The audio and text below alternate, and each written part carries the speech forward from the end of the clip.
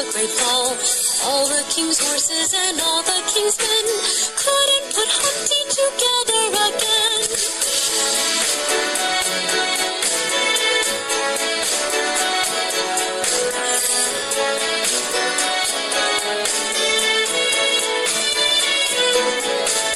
Humpty Dumpty sat on a wall. Humpty Dumpty had a great fall. All the king's horses and all the king's men couldn't put Humpty together again.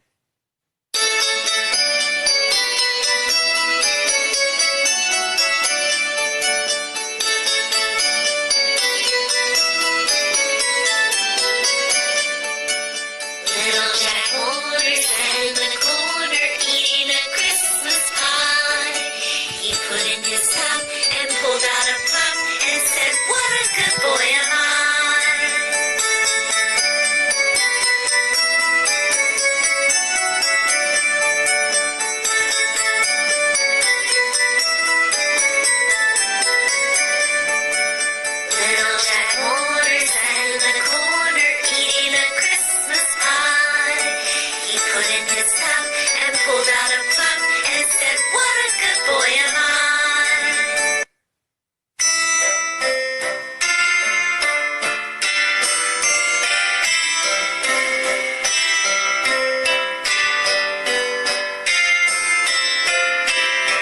I had a little nut tree, nothing would it bear but a silver nutmeg and a golden pear.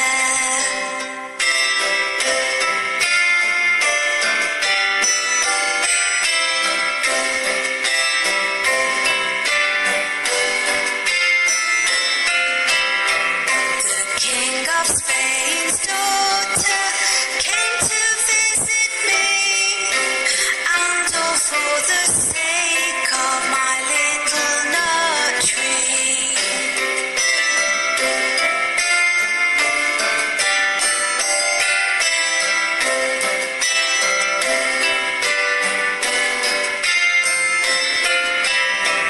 Her dress was made of crimson, jet black was her hair. She asked me for my nutmeg and my golden pear.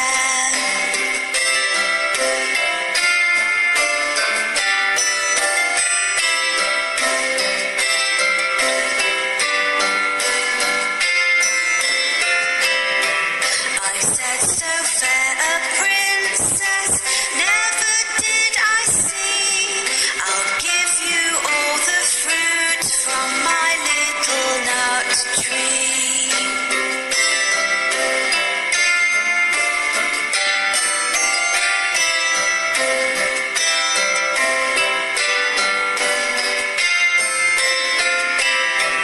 I danced over the water, I danced over the sea, and all the birds in the air couldn't catch me.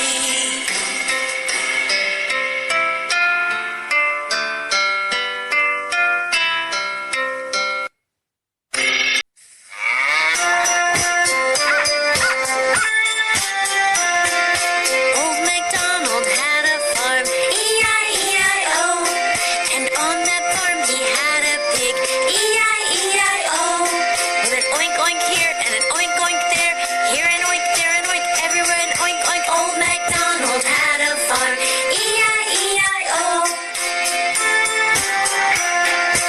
Old MacDonald had a farm, E-I-E-I-O, and on that farm he had a camel, E-I-E-I-O, with a grunt grunt here and a grunt grunt there, here a grunt, there a grunt, everywhere a grunt grunt. Old MacDonald had a farm, E-I-E-I-O. Old MacDonald had a farm, E-I-E-I-O, and on that farm he had a dog, E-I-E-I-O, with a woof woof here and a woof woof there, here a woof, there a woof, everywhere a woof woof. Old MacDonald had a farm, E-I-E-I-O.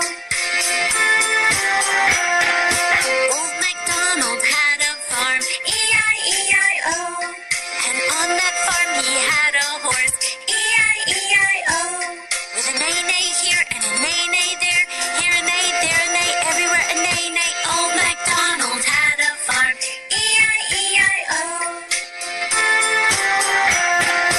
Old MacDonald had a farm, E-I-E-I-O, and on that farm he had a cow, E-I-E-I-O, with a moo-moo here and a moo-moo there, here a moo, there a moo, everywhere a moo-moo. Old MacDonald had a farm, E-I-E-I-O.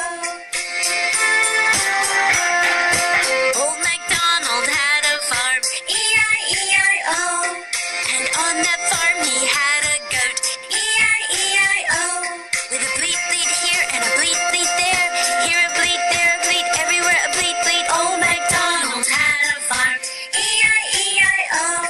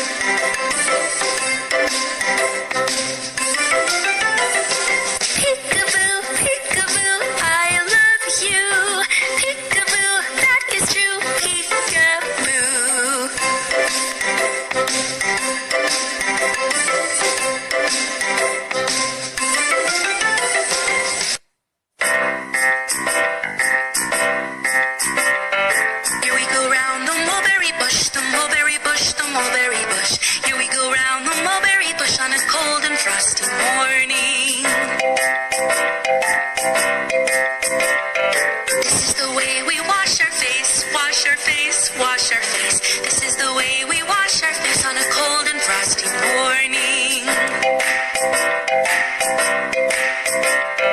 This is the way we brush our teeth, brush our teeth, brush our teeth. This is the way we brush our teeth on a cold and frosty morning.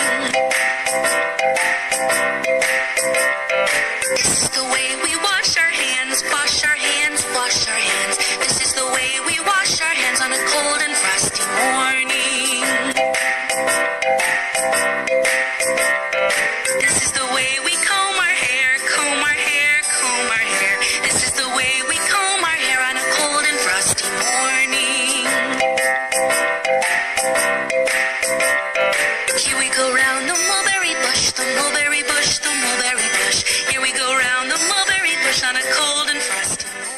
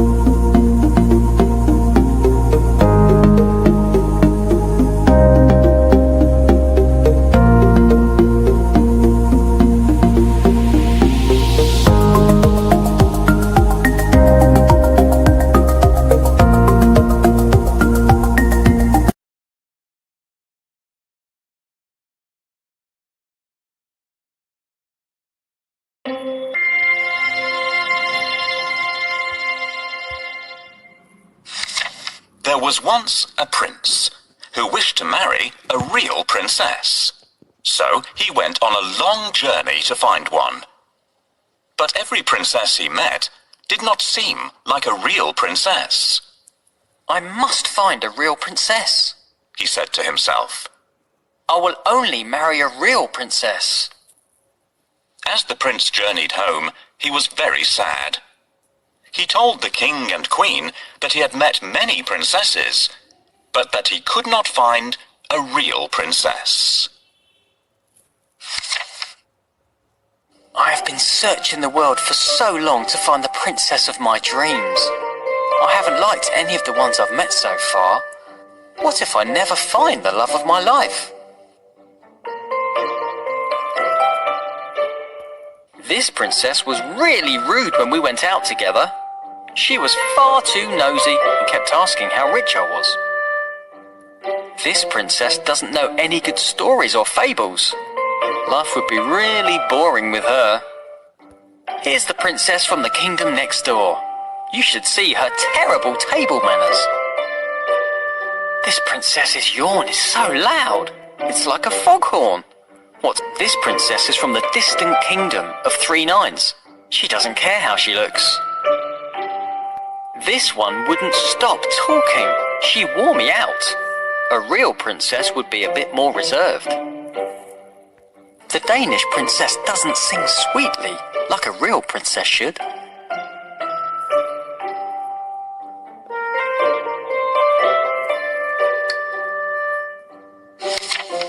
That night, there was a frightening storm. The wind blew hard and the rain poured down. The lightning flashed and the thunder roared, but the prince heard nothing.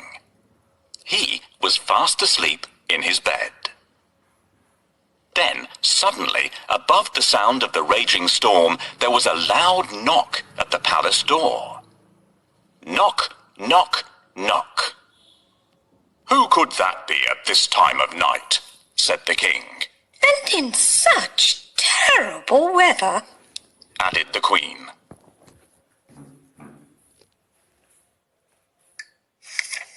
The king put on his slippers and went to open the door. He peeped out to see who it could be. The weather was terrible. There was a flash of lightning, and standing there on the doorstep, the king saw a poor, bedraggled girl. Her hair and clothes were dripping wet, and she was shivering from the cold. "Who are you?" the king asked. "I am a real princess," answered the girl. One stormy night, a cold and frightened princess appeared at the palace door. "Who is this beautiful girl who has arrived at our palace? Why has she walked there in such bad weather? She should try ringing the bell so that the servants will open the door. "Please let me in." She needs to ring the melody on bells."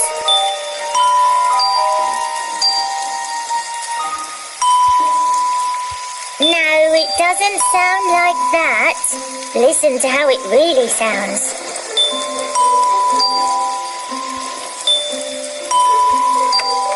Nobody should be out in such a terrible storm.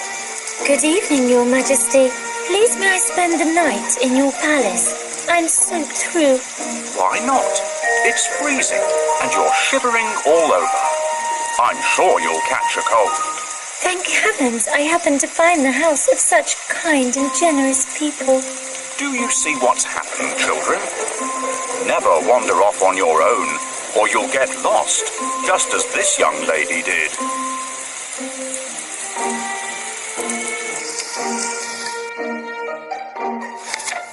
The king let the princess in, and the queen said that she could sleep that night in the spare bedroom. The princess was grateful and thanked the king and queen for their kindness. The queen then turned to the king and said, "We must find out if she's a real princess or not." "How?" asked the king. Without saying a word, the queen went to the spare bedroom and took off all the bed covers. She then took a small, hard green pea from the kitchen cupboard and placed it under the mattress. On top of this, she piled not one, not two, but 20 more mattresses and 20 quilts. The princess climbed up the side of the very high bed and lay down to sleep for the night. The girl with wet hair and a dirty dress didn't look anything like a princess, but she was invited to stay in the best guest room of all. The princess can sleep here tonight, but I'm going to put a pea under the mattresses. If she notices it, we'll know that she is a real princess. Now, where did I put that pea? Will you help me look for it? Try under the chair. No, it's not there. Perhaps our little kitten played around with it. Oh, I wish they'd leave me to get some sleep. What are you looking for, Your Majesty? I can't find it here either. I might have put it in the drawer. Check in there.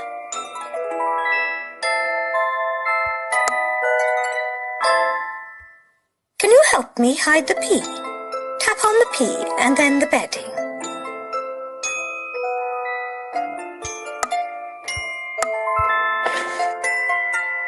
Well done, everyone. We did it. Here comes the princess. It's time for me to go downstairs. What a lovely person this young lady is. If only the prince could choose someone like her to be his bride. My goodness, such a big bed for me. Children, help me to climb up, or I will have to use the ladder to get up there. Thank you, children. I have never slept on such an uncomfortable bed. It feels as if I'm lying on a mattress made from rocks.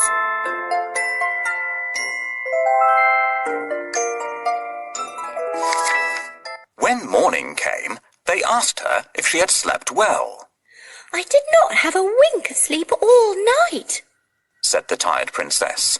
There was something hard in the bed, and this morning I am bruised black and blue. The queen smiled and looked at the king. You see, only a real princess could be so sensitive. The king smiled and called for the prince.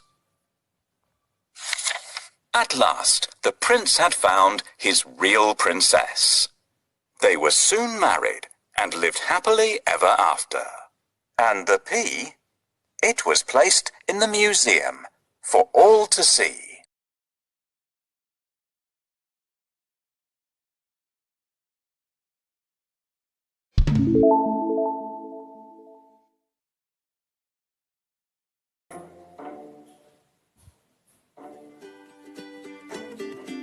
A long time ago, there was a widow who had a daughter called Mina and a stepdaughter called Anna. As a mother, she loved Mina more because she was her own daughter. She loved Anna less because she was her stepdaughter. Mina was a very lazy girl, and her mother spoilt her by letting her have everything she wanted. Anna was never spoilt and was made to do all the housework, as well as the important job of spinning flax into thread. Anna enjoyed her work and was always happy doing things for other people.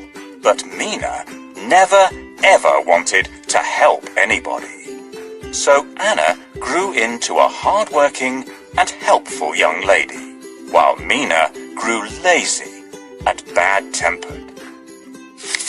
One evening, Anna was sitting spinning by the well when Rooster the cockerel strutted up to her. "It's getting late," he said, "and you should go home." Thank you, Rooster, but I must finish this spinning first, she told him, and she began to spin as fast as she could. The spindle span faster and faster until the fine flaxen thread cut through her fingers and made them bleed. Ouch! She cried and she let go of the spindle. It fell with little drops of her blood down, down, down into the deep, dark well. Oh no, She cried. what am I going to do? She went sadly home, and when she told her stepmother about the accident, her stepmother was very angry. Go back to the well now, She shouted. and don't come home until you've found that spindle. My stepmother gives me all the work to do. I have to spin all this flax before I go to bed. The garden needs watering. Can you help me to water the flowers and vegetables?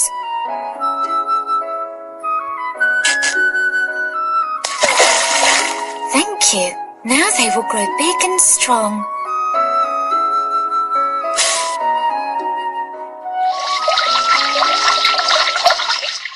Cock-a-doodle-doo! Have you any corn for my supper, Anna? Where is the bag of corn? Can you see it? All birds love corn and seeds. They also eat breadcrumbs and small berries. Thank you, Anna. You're always kind to everyone. Spinning makes my hands sore. Ouch! It is lost forever. I shall have to go home without it.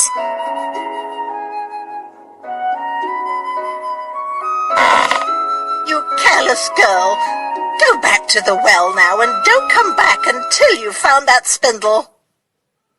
What should I do not? Should I jump into the well? Anna ran back to the well in tears and leaned over to see if the spindle was caught on a ledge. It was very dark and gloomy down there. Suddenly, her foot slipped and she lost her balance. Down, down, down she toppled into the deep, dark well. She went head over heels with a cry. Down, down, down she fell. And as she tumbled, she seemed to fall into a deep sleep. What a strange feeling it was. When she awoke, she found herself in a magical garden. She decided to follow the long silvery path in front of her and see where it led to. As she wandered amongst the beautiful flowers and trees, a delicious smell of newly baked bread wafted through the air, and she could hear someone crying. Please help me, Said the voice. my bread is baked and it will burn if it is left any longer. Anna turned to see some loaves of bread baking in a brick oven. She did not want to see them burn, so she took them out carefully and left them to cool. Thank you. Replied the oven. You are a warm and tender-hearted girl. I am happy to have helped you. Replied Anna. Please can you tell me which way to go from here? Just follow the path. Answered the oven. Anna continued down the path towards an old apple tree. As she came nearer, she heard sobbing and realized the tree was crying. Oh, please help me, dear. My apples are ripe and ready for picking. Please, shake me so they fall to the ground. Of course. Said Anna, and she took hold of a branch and shook the tree as hard as she could.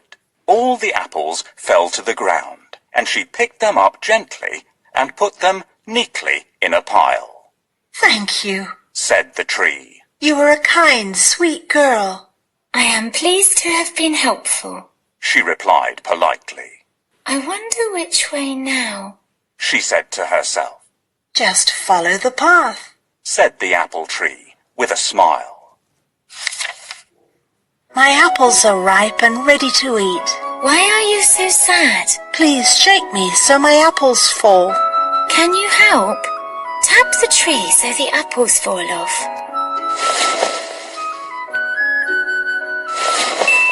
Well done. I'm looking for my lost spindle. A kind old woman lives at the end of the garden. She will help you.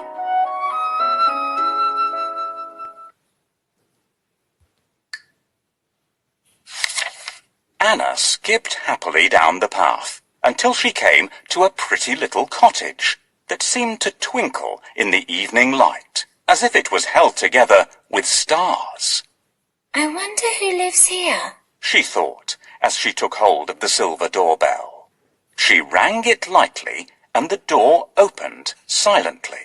Standing in front of her was a small, rosy-faced woman with very large teeth.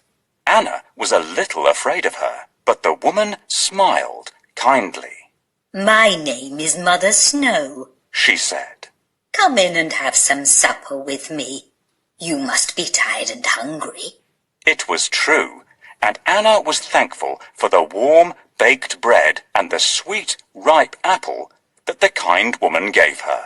You are welcome to stay with me if you wish, but if you do, you must help me around the house. I shall be very happy to help, Anna replied politely. The following day, Anna helped with all the work that needed to be done. It is important that you shake my feather bed well, said Mother Snow. Anna shook it so well that the white fluffy feathers flew high into the sky. Well done. Now, look in here, said Mother Snow, pointing towards a beautiful crystal ball. Anna looked into the ball and was amazed. She could see feathery snowflakes falling from the sky onto the house and garden where she used to live. Anna was the happiest she had ever been living with Mother Snow, but after a while she began to feel homesick. She was also worried that her stepmother and sister may have forgotten to feed Rooster, so she asked Mother Snow if she might go home. Of course you may, replied Mother Snow. I shall come with you as far as the gate. Mother Snow took Anna by the hand and led her to the gate at the end of the garden. Will you come back and see me one day? Asked Mother Snow. Of course I will. Thank you for letting me stay with you, replied Anna. Mother Snow gave Anna back her lost spindle, and Anna gave Mother Snow a big hug. Then, as she walked through the gate, she heard, Because you are hard-working and true, wealth and happiness I shall give to you. At that moment, a shower of pure gold coins poured down on her and stuck fast to her dress. Mother Snow has asked me to shake her feather bed. Will you help me? Well done! The feathers are flying in the air.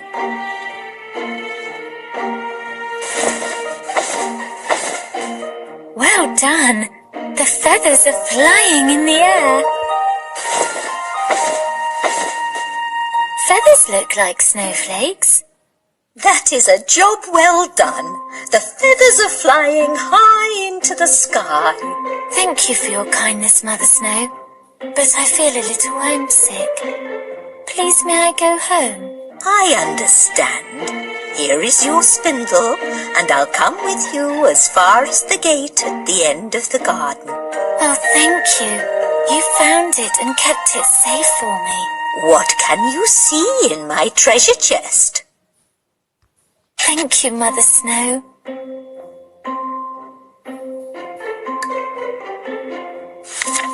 Anna was amazed and turned to thank Mother Snow, but she had vanished. All she could see were a few fluttering snowflakes. Or were they perhaps white, fluffy feathers? She turned around to find she was back beside the well near her home. It was winter, and snow had fallen. Cock-a-doodle-doo! Your golden girls come home to you, crowed Rooster. Anna ran home happily and told her stepmother and sister all about her adventure. Her stepmother was very pleased when she saw how rich Anna had become. I want to be rich too, screamed Mina. Then you must do as Anna has done, said her mother. Go on now. And she gave her the spindle and sent her to sit and spin by the well. Mina sat by the well, but only pretended to spin. Her fingers didn't bleed, so she pricked them with a thorn. Then, after letting drops of her blood and the spindle fall, she threw herself willingly down the deep, dark well. She wasn't afraid, because Anna had told her what would happen. It's really cold here. Why did I go outside into the cold?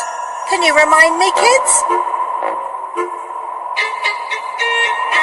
If you want gold, Mina, you'll have to go and visit Mother Snow. I want to be rich too, so I'd better jump into the well. Or to freeze it in the cold winter. Maybe the well is frozen. I'll throw the spindle down first.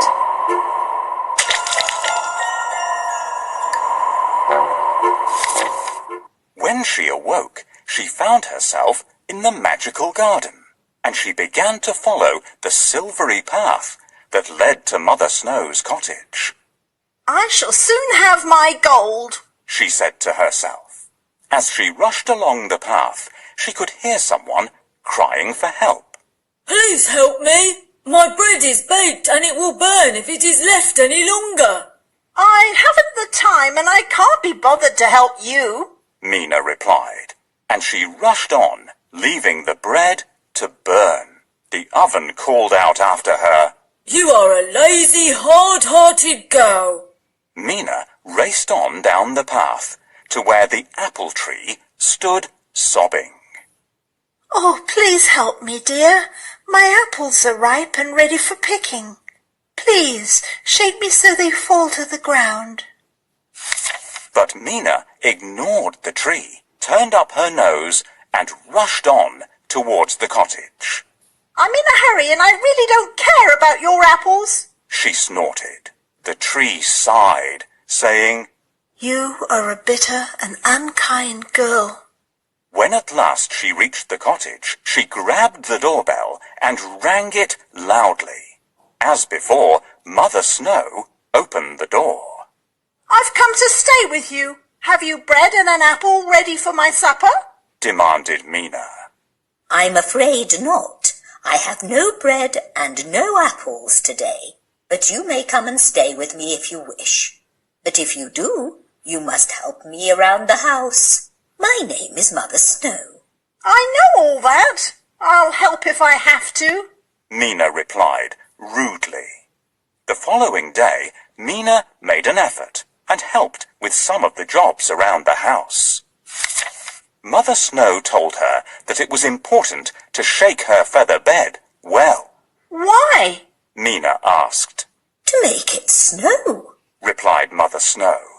But Mina was too lazy to shake the bed well, and hardly a snowflake fell. Oh, that old woman gives me so much work to do. Help me shake the bed. I'm too tired. I'm not doing any more. Come along, Mina. It's time for you to go home. That's good. I shall soon be rich like my sister. This is your reward.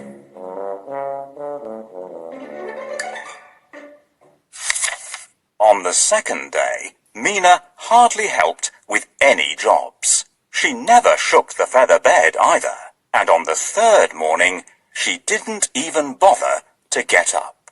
Come along, Mina. Get out of bed. It is time for you to go home. I shall take you as far as the gate, said Mother Snow. Oh, good. This is when I get my gold, thought Mina. Mother Snow led her to the gate at the end of the garden. Can I have my reward now? Asked Mina. Oh, yes. You'll get your reward, said Mother Snow. Mina turned away and did not stop to say thank you or goodbye. Then, as she walked through the gate, she heard, Because you are lazy, rude and untrue, a shower of mud I shall give to you. At that very moment, a shower of sticky mud and rubbish poured down all over her and stuck fast. So Mina went home cold, ashamed, and dirty. Cock-a-doodle-doo! Your muddy girls come home to you, crowed Rooster. Her mother was not pleased with her and made her wash all her dirty clothes. Mina was never quite so lazy, unkind, or rude ever again. Of course, Anna shared her riches with her stepmother and her sister, and her stepmother learned to love both her daughters equally. Rooster had a fine new hen house and plenty of corn to eat, and they all lived happily ever after. By the way, remember that whenever you see snow falling, you will know that Anna is visiting Mother Snow. If you look very carefully, you might even spot a white feather or two.